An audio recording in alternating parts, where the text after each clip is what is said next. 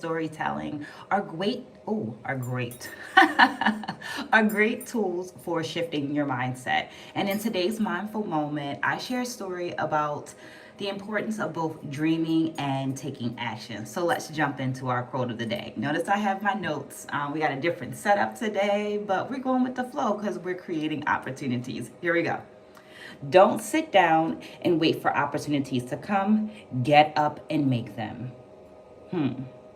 Now, I can't take credit for those wise words. They're actually coming from the amazing, the very wonderful, the very successful Madam C.J. Walker. But here's three things that I want you to remember. Number one, if you can think it up, it can happen.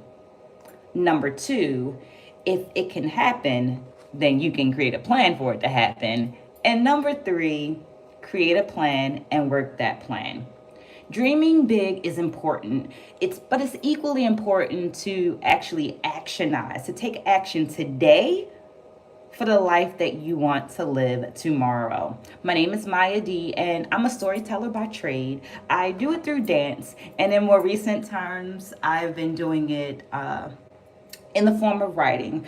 So about 4 years ago, I started collecting quotes from wise women and using them as a guide to kind of get me through my day as I was going through the many transitions that life brings us. And I began to write the quotes on the side of my journal, like I'm writing on this page. I began writing those quotes down in my journal. And then for some odd reason, I started writing affirmations under the quote. So I have the quote, I have the affirmation, and then I'm getting into my journaling. And I noticed this wonderful thing was happening. While journaling, I noticed this connection between the affirmations and the actual experiences that I was writing about. And because I thought that this was a cool thing and that it could possibly be helpful to some other people, I began sharing those experiences, those stories that came up in the format of a blog. So the original blog that I created was these edited, the stories were these edited versions of my journal entries. And while I know that some of us really do love reading, I know that some of us also like to hear stories as well. So I wanted to share one of those experiences with you right now. Get ready, it's story time. So go ahead and get cozy, or feel free to let this video, hey, thank you for joining, to let this story play as you do an activity in the background. But either way, hello, and either way, thank you for joining. I'm going to share my experience, and I want you to ask questions. If things come up, go ahead and drop your question in, because the idea is that through sharing my experiences, it triggers something for you, and that we all grow together in the sharing. Yeah? So here we go. What a wonderful day to plant some ideas, create opportunities. Now let's be clear. This is going to require you to have a shift in your mindset. Thanks. The principal of my high school made us repeat this phrase over and over again. If it is to be, it is up to me. And I'm so glad she did. She recently passed away, and at her funeral, I remembered how much of my current behavior is based on those 4 years that I spent with her as my wonderful principal. I am forever, forever thankful for Principal Charlotte Wing Brown. It's been more than 4 years since I decided it was time for me to pivot in my career. My comfy life wasn't feeling that comfy anymore. At that point, I'd been dancing for several decades, and I was ready for something different. I love teaching dance, and it will always be a part of my life as long as my body allows. But in this fine little age that I'm in right now, teaching more than 2 dance classes a day is not going to work. Initially, it was hard, but I had to accept it. Life is life, and I'm happy to be living. While I love the movement, I also love having deep conversations with other educators and spending time with my family. And this acceptance of my whole truth was a seed that I needed for my new future. Reminder number 2, If it can happen, you can make a plan for it to happen. What a wonderful day to plant some seeds and to create some opportunities. About 3 years ago, I got a text that had the possibility to change my entire life. I was super excited. They say life that you want to live is on the other side of your comfort zone. So I'm facing my fears one day at a time. I'm on a search to find a lifestyle that allows me to eat good food, to travel, and to be with my loved ones. I decided to take it up a notch by creating scenarios where I could step out of my comfort zone, creating opportunities, doing research, pitching business plans, creating videos like this. I am very much an introvert, so jumping on a live is very much out of my comfort zone.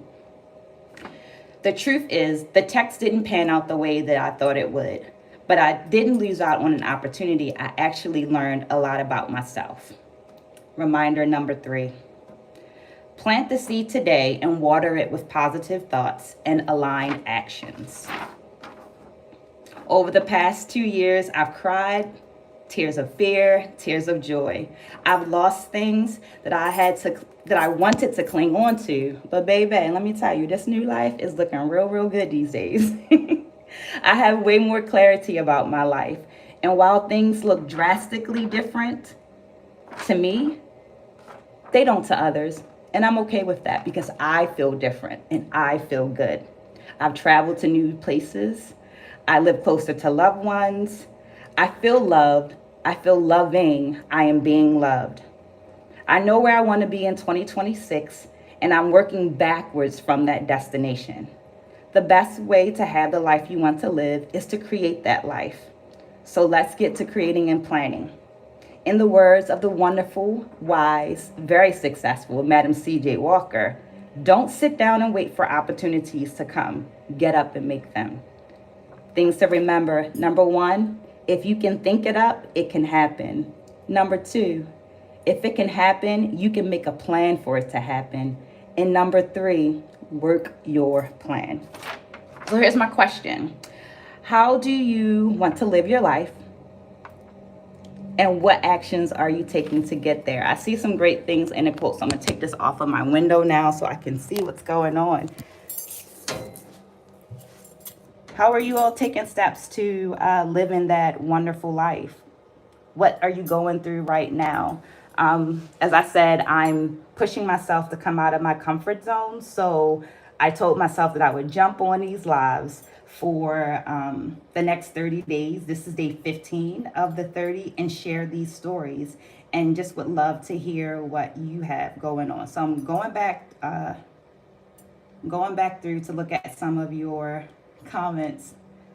Oh, what's the story about? The story was about me just realizing that I am in control of my life, right? You know, I am the major actor in the life that I live. So if I want change to happen, I have to take ownership of that change. Thanks. I love my glasses. These are my funky green glasses.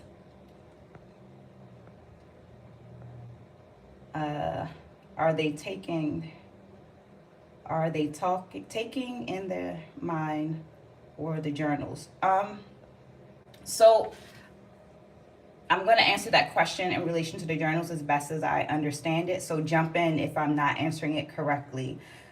I have been an avid journaler since I was maybe like 5, 6, I don't know. Elementary school, I started journaling because of my mother. It was her suggestion. And when I get into moments of anxiety or depression, or just serious, like I have too many ideas, I always go back to my journaling. So through the journaling, I've been able to find clarity about where directions that I want to go in my life. And because I understood that, I started sharing what came up in my journals in the blogs, and then sharing now as live stories so that you can hear them. But one of the things I also created was this desire to design journals. So now I actually design guided journals. The difference between a guided journal and other journals, for anyone who doesn't know, is that a guided journal has a prompt in it. So some of us are really good at like free writing, and others of us like to have a little more guidance. What do I teach?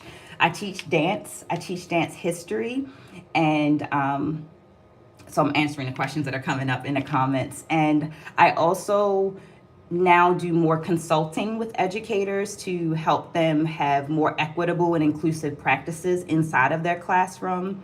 So dance education, and supporting educators in their educational process are my topics of instruction, excuse me.